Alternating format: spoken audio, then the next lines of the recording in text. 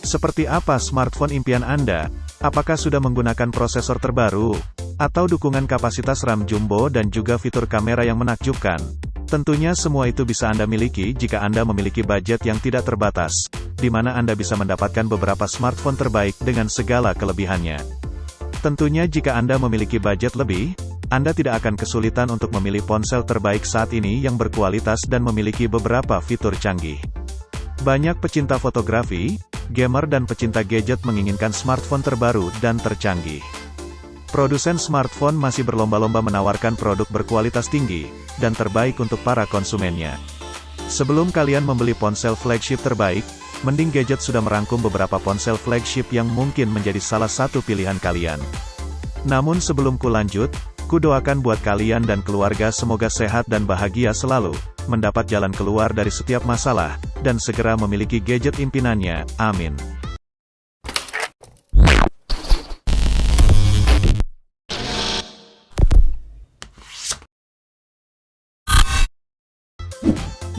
Nomor 7. Poco F4 GT tidak hanya menawarkan chipset bertenaga, tetapi juga fitur tipe konsol seperti tombol L1 dan R1, yang sebelumnya hanya tersedia di smartphone gaming kelas atas dengan harga sultan. Poco F4 GT memiliki desain punggung yang unik. Area ini memiliki bentuk diagonal X yang membuatnya terlihat menarik dalam mode landscape. Poco F4 GT memiliki layar panel AMOLED 6,67 inci dengan kecepatan refresh 120 Hz dan touch sampling 480 Hz, menjadikannya grafik yang sangat halus, responsif, dan warna yang tajam dan cerah. Poco F4 GT memiliki chipset Qualcomm Snapdragon 8 Gen 1, yang performanya sangat tangguh dan tidak perlu diragukan lagi. RAM 12GB dan penyimpanan internal 256GB didukung di sini. Kapasitas baterai ponsel ini adalah 4700 mAh. Ukurannya bisa dibilang kecil, namun didukung dengan pengisian daya sebesar 120W dari charger standar. Waktu pengisian hingga kapasitas 100% hanya memakan waktu 17 menit. Nomor 6. Tampilan Poco F4 kini terlihat lebih segar, dengan pinggiran rata atau halus serta sudut yang lebih kokoh dibandingkan generasi sebelumnya, yakni F3. Konsep desain didasarkan pada minimalis modern. Tidak ada unsur trendy dan anti-mainstream khas Poco yang melambangkan semangat anak muda. Poco F4 memiliki panel AMOLED FHD Plus E4, 6,67 inci dengan kecepatan refresh 120 Hz dan kecepatan sampling sentuh 360 Hz. Layar ini memiliki kecerahan hingga 1300 nits dan dilengkapi dengan dukungan HDR10+. Selain itu, layarnya juga mendapat peningkatan menarik berupa dukungan Dolby Vision. Smartphone ini ditenagai oleh baterai 4500 mAh, dengan teknologi 67W turbo charging. Kemampuan ini memungkinkan penggunaan dari pagi hingga malam, dan gaya penggunaan yang umumnya moderate atau normal.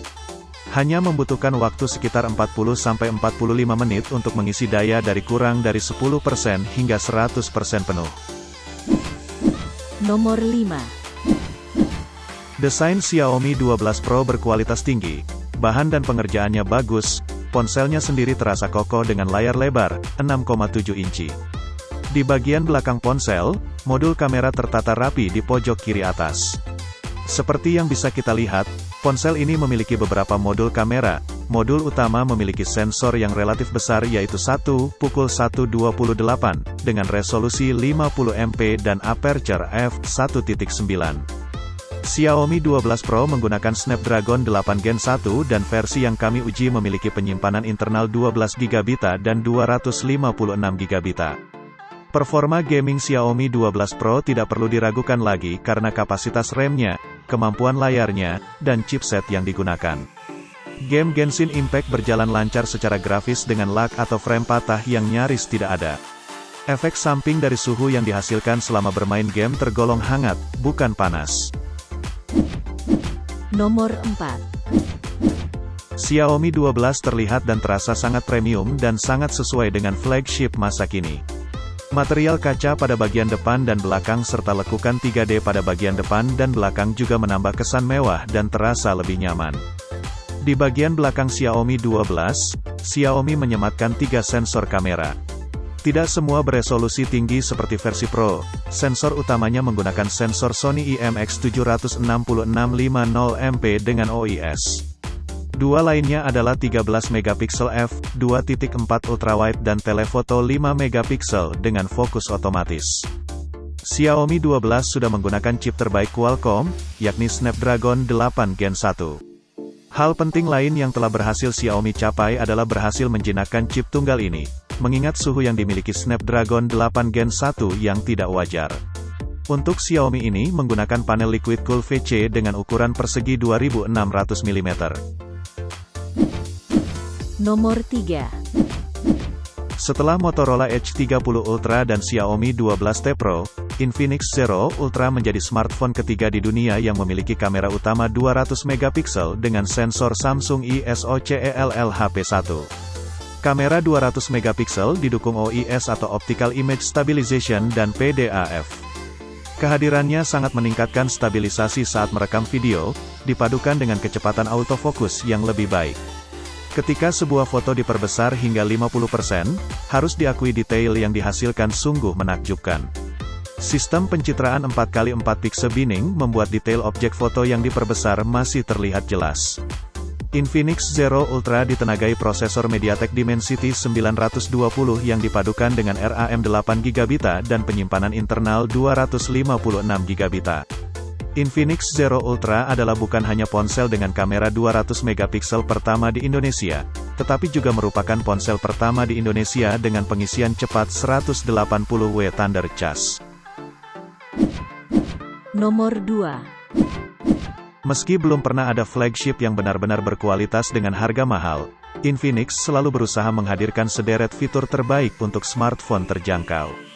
Nilai jual utama kali ini adalah teknologi pengisian cepat dari Infinix Note 12 VIP, yakni pengisian cepat.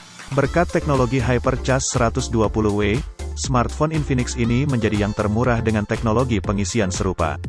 Kapasitas baterai Infinix Note 12 VIP sendiri sebesar 4500 mAh, setara dengan dua baterai terpisah yang diletakkan bersebelahan untuk pengisian daya yang lebih cepat. Kita tidak perlu khawatir tentang pengisian daya yang berlebihan atau kerusakan lainnya, karena total ada 103 sensor perlindungan khusus, mulai dari perangkat, catu daya, hingga adaptor pengisi daya. Sepertinya Infinix punya cukup unik chipset MediaTek Helio G96, sehingga masih digunakan di Infinix Note 12 VIP, meski banyak seri Infinix lainnya yang menggunakan chip yang sama. Performa lumayan, hanya saja sedikit ketinggalan dengan manufaktur 12 nanometer, yang memengaruhi konsumsi daya. Nomor 1. Kehadiran Redmi Note 11 Pro 5G menunjukkan bahwa Xiaomi yakin permintaan smartphone 5G di Indonesia sudah mulai tumbuh. Besar dan kokoh, tetapi terlihat stylish. Setidaknya itu yang saya rasakan saat melihat keseluruhan desain Redmi Note 11 Pro 5G. Bagian samping, depan dan belakang rata. Gundukan kamera terutama pada sensor utamanya juga terlihat cukup elegan. Redmi Note 11 Pro 5G bekerja sama dengan chipset Qualcomm dan mengusung seri Snapdragon 695 5G yang sudah hemat energi berkat proses produksi 6 nanometer.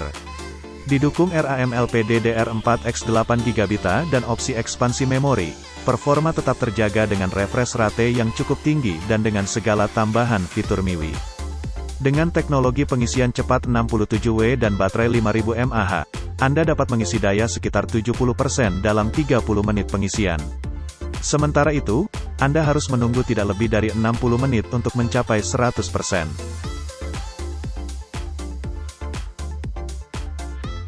Oke teman-teman, terima kasih buat kalian yang nonton sampai akhir. Semoga video ini bermanfaat. Jika kalian punya opini berbeda atau request video, feel free buat komen di bawah. Sampai jumpa di video selanjutnya.